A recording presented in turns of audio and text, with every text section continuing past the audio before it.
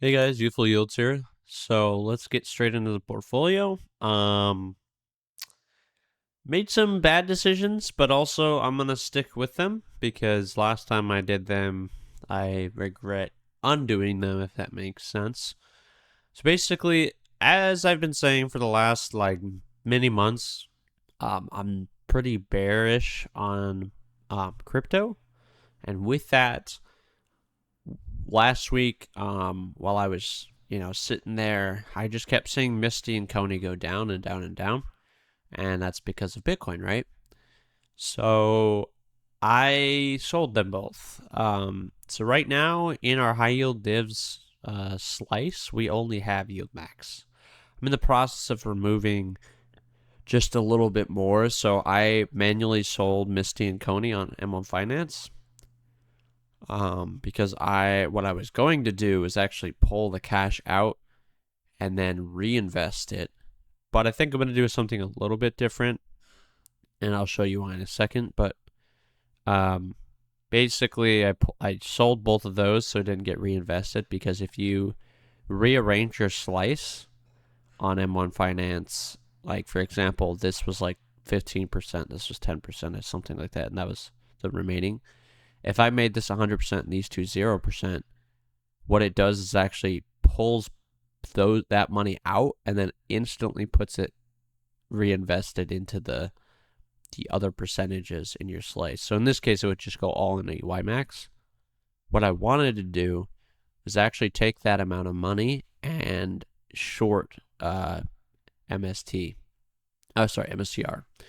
Now, I used the same stock last time, which was MSTZ. The only problem is I bought this, I think, well, I don't know. You can see it went down a lot, right? Let me log in here actually real quick. We can see here my portfolio is down, or on this side, 31%, about $400. Now, in my head, I was saying, okay, I'll let it go down at least, or just at most 20%. I'll stop it at, basically, it was when it was $1,000. Now I was putting about $1,300 almost in. But I think the plan is, because we're already low, I'm going to count this as the part of the money that we would be depositing this month. So I would be doing 1,500 in about 2 weeks. But what I'm going to do now is do this amount of money minus 1,500. So that leaves us with about like $220 or something like that. And I'll actually just put that $220 straight into the M1 Finance portfolio. So the plan is to hold this long enough to where we can regain all of the money, as well as, yeah, I mean, hopefully more, right? Because this did shoot up last week, but when I looked at it, it was in the last week. I think I made this decision on, let's see, on the 2nd, so 3 days ago.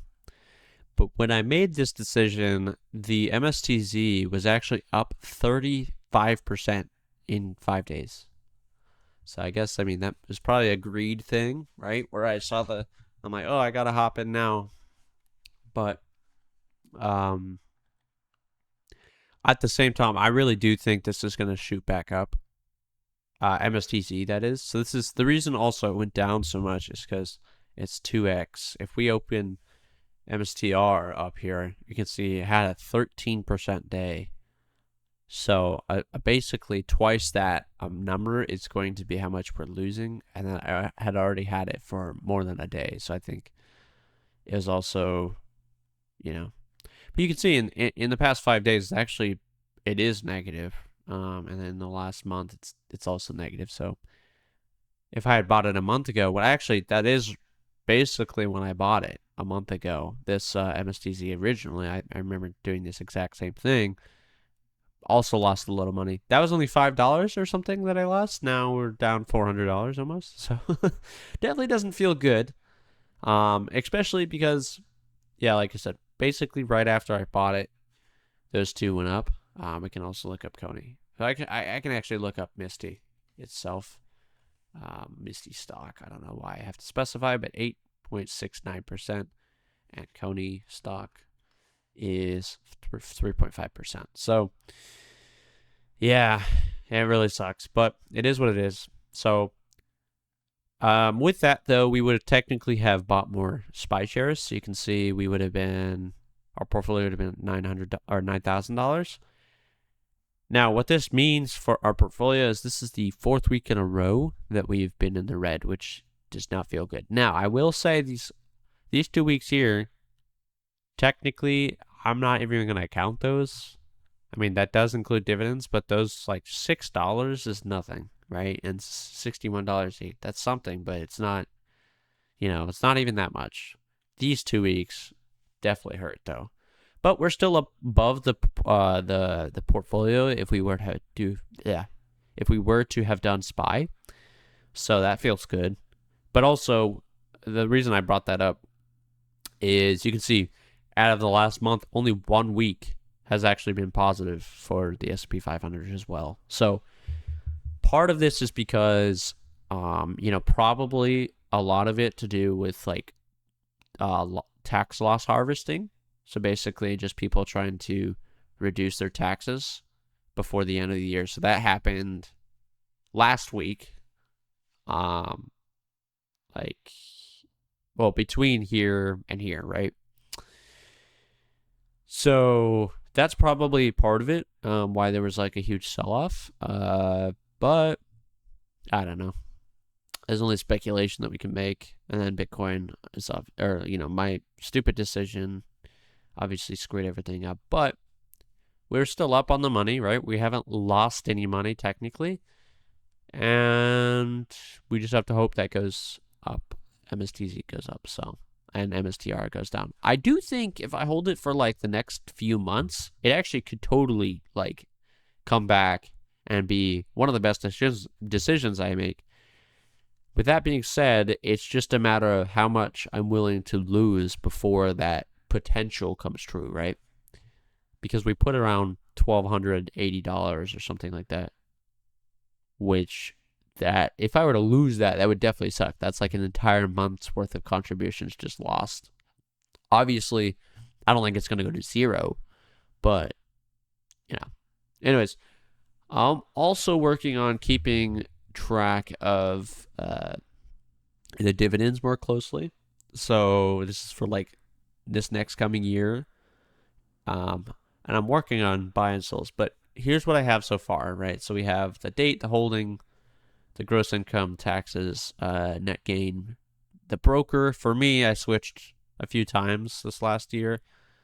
My tax rate, which technically all these values are going to be a little bit funky because the tax rate is marginal, so but I should be above. I don't know. Actually, this year is a little bit weird for the tax. Anyways, the tax rate. So I think I'm between 12 and 22%. I don't know. I don't even know until I'll do my taxes this year. So, yeah. And then you can see here, we actually made about $900 just straight up like gross income off of the dividends, which feels awesome. We got a super fat dividend from BTOL the other day. I think I might have said that in sorry. Here? Did I? No, okay. So let me go over that real quick. So between last video, which I think was on the 30th, right? 29th, okay. So between the last video, we got we got the income that we got the WiMAX dividend that I told you guys we were going to get previously. So you can see here $40.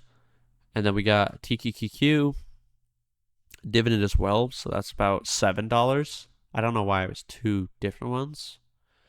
But then we got a huge dividend from Deep BTOL. It was actually kind of I was surprised by that. So $78 from that, which is nice. And for the next week, we have, let me calculate the shares that will be or how much we'll be getting. I think I have about 167 shares. We'll just say 167.5. I'll verify that real quick. I'll just type in this number. Times, I think it's 0.18. So we'll be getting about $30 from WiMAX, I think, tomorrow. Also, before I forget, the market will be closed on the 9th, I think. I think it's like with Jimmy Carter's death. Stock market closed on the 9th, yeah. So keep that in mind. Yeah, I don't know. That's all I'll leave there. Back to this sheet though. It's kind of nice. So we've made about $900. Of that, we had about $120 or $200 in taxes, and then you can see here net gain of $700, which is still, that's a ton, right? Especially because we started from nothing, starting in July, so not even a full year, and we are already at $700 in net gain income. So that's nice. And then starting off the year with BTOL, we're about $61 up, so that feels nice as well. Because technically we got that on the 2nd, which is weird because the dividend was like supposed to pay out, I think, on the same day as TQQQ. But we got it here, so I think that counts as income being then. Like I said, I was trying to work on this, but this is just way harder to track, especially, I'm definitely going to put some more time into it. It's just harder to track when you buy multiple different times. If I were to only buy once, it'd be a lot easier. So all of these you see here are actually just based on the stuff that I had in my SoFi account when I first started. But yeah, I don't know. It is a little wonky. So,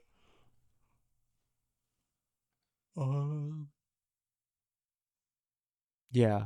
Also, I need a tax column as well. Well, let's see if there's anything else I wanted to talk about. Yeah, you can see this is kind of heading downwards, which sucks. But again, it's following the same trend as the S&P 500. The market as a whole is kind of going down. By the way, I should mention where I got this idea for this. I mean, it's kind of basic, but it was not. I think what's his name? Not Guru Investor. Let me pull up YouTube and see. The Not Guru Investor. Yeah, so this guy. I think his name is Mike or something. But I watched his one of those videos recently, this one. And he had that. And also I kind of like his strategy for using margins. So I was thinking about possibly doing that with WiMAX. But I mean, I don't know. I've been kind of iffy on margin this whole time. Sorry.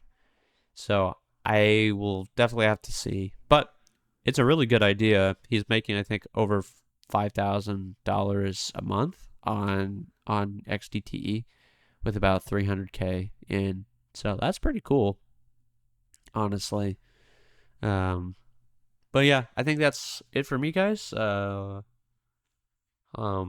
update you guys on, hopefully this MSTC goes up. And yeah, as always, I wish you guys a wealthy future.